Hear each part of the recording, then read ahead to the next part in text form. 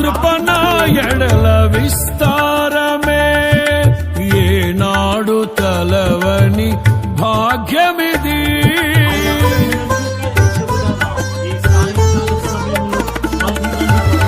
నీ కృప నా ఎడల విస్తారమే, ఏనాడు తలవని భాగ్యమిది. నీ కృప నాకు తోడుండగా, నీ సన్నిధియే నాకు నీడాయను. ఘనమైన కార్యములు నీవు చేయగా, కొదువేమి లేదాయే నాకెన్నడు.